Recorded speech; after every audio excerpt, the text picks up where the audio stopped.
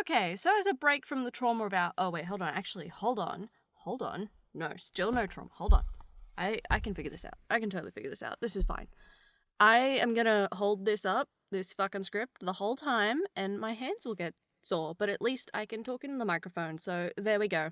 Okay, for realsies this time. For realsies. Okay, so as a break from the trauma of our current day, I want to talk about the trauma of my past day. Great! Toxic friends, nasty Karens, you read the title, you know what we're here for, and we've all been here before, right? The internet holy grail, essentially. So here's my experience with all of that, with a small side of near-death experience to keep it spicy. It wouldn't be a Malice story if someone didn't nearly die. Now, let me set the scene. I'm about, let's say, 11 or 12 during this time, and I met this girl in a pretty odd way. We're gonna call this girl Ruby for the sake of this story, and she's about 10 or 11. So, little kid me is riding my bike up and down the main road of our suburb because small towns have no fear about leaving their kids to roam the streets. And because small suburbs like ours gave zero fucks, both she and I were out and about, unattended on our bikes, and we just so happened to bump into each other. I've never seen this girl before in my life, but kids have this amazing ability to just be like, hey, you, me, best friends, now. No name, no common interest, just a bike. That's all we needed to know. We were soul friends. Fuck, wish I was still a kid. Can you imagine? Just rock up to Dave in the office and say like, hey, you and me, besties, because we're both standing by the copy machine. Can you imagine how much easier adult life would be? Kids know where it's at, that's all I'm saying. So, she and I, fast friends, ride or die on our little bikies. I met this girl on the street and without hesitation brought her back home with me, and from then on, we would meet up on our bikes after school each day. And just, I don't know, ride circles around each other or something? Don't judge me, I was but a baby Mal. Anyway, all is well in the kingdom. I've made a wonderful new friend and we just click. To me, she was great fun. I didn't see a single thing wrong with her. Red flag 1, by the way. Which is probably why I never wondered why she was showing up at my house right around bedtime. Remember, we were babies. We had bedtimes. And this girl would show up late. Late as in at night when my family and I were sitting down for dinner. I was too young and oblivious to think anything of this, but this was about the time my parents started to get a wee bit concerned, wondering why this child was being sent out at dark to a stranger's house. For as much as small towns let kids run wild during the day, they typically expect them to be home at dark. Good rule of thumb is if the street lights come on or there's bats in the sky, it's time to come home, and not a moment before. And even though I thought we were ride or die friends, my parents had never actually met hers and thought it was a little bit sus that Ruby's parents would let her go to the house of people they'd never actually seen before in the middle of the night. Red flag 2, I guess. Then there was my bestie. Alright, what should we call her? Wendell. We're gonna call her Wendell. I remember your fan Facebook page for that character, my dude. And your framed photo of him. You can never escape this. You are Wendell now. Play stupid games, win stupid prizes, girl.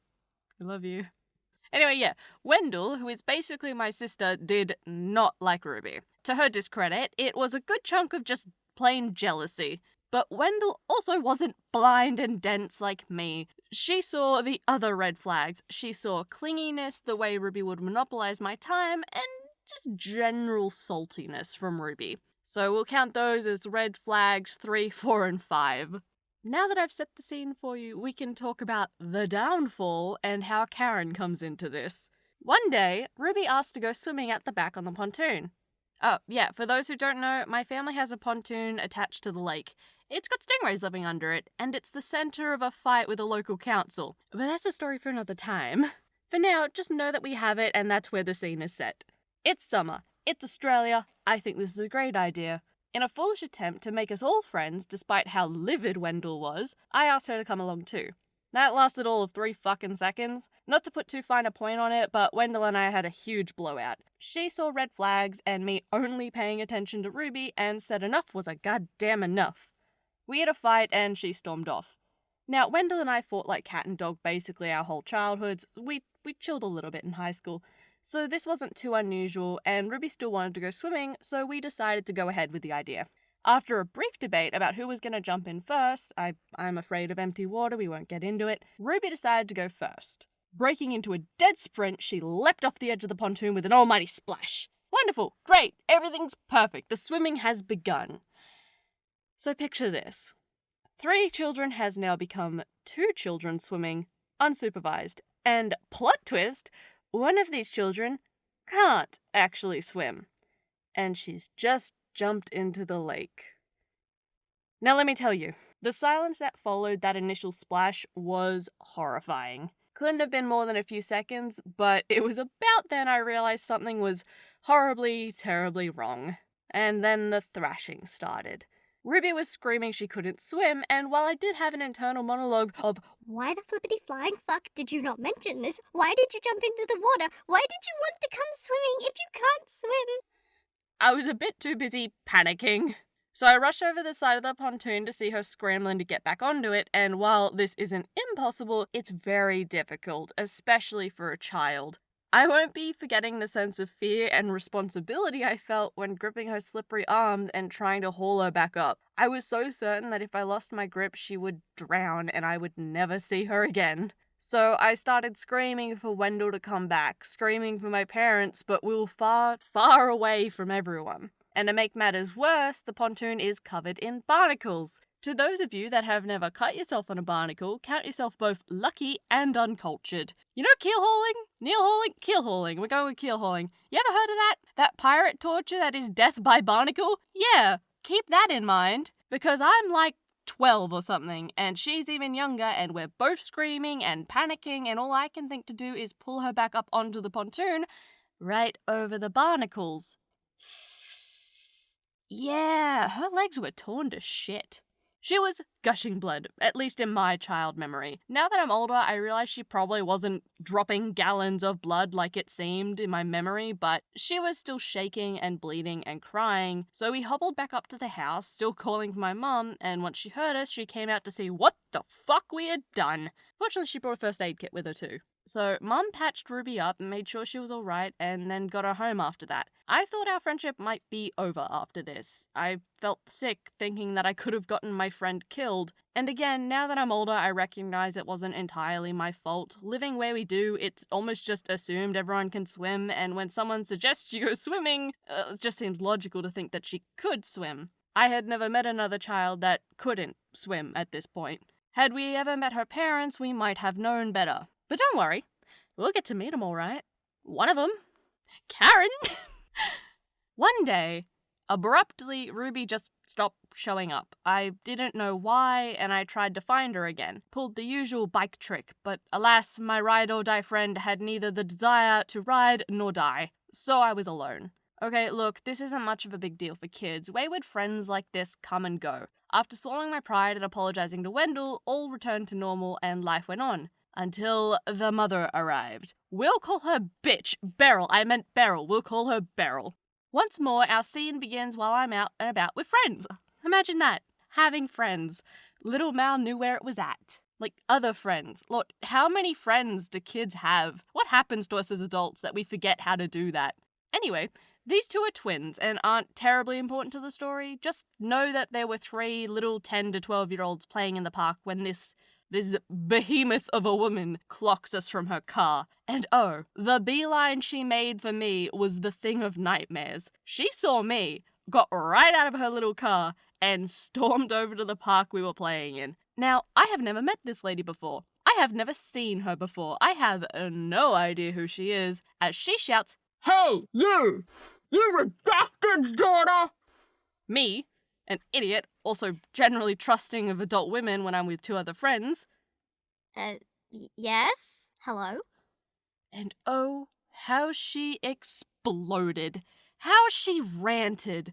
The things she screamed at us might have gotten her time in prison if another adult was there to overhear this. This lady was ropeable, absolutely livid, fuming at the mouth like a rabid bitch. And I still have no idea who she is or why she's screaming at me specifically. She shrieked something about not being a bad mother and Ruby being given the best care. Then it clicked. This crazy lady was Ruby's mother, and I was floored. Initially I thought, oh, she's angry that Ruby got hurt.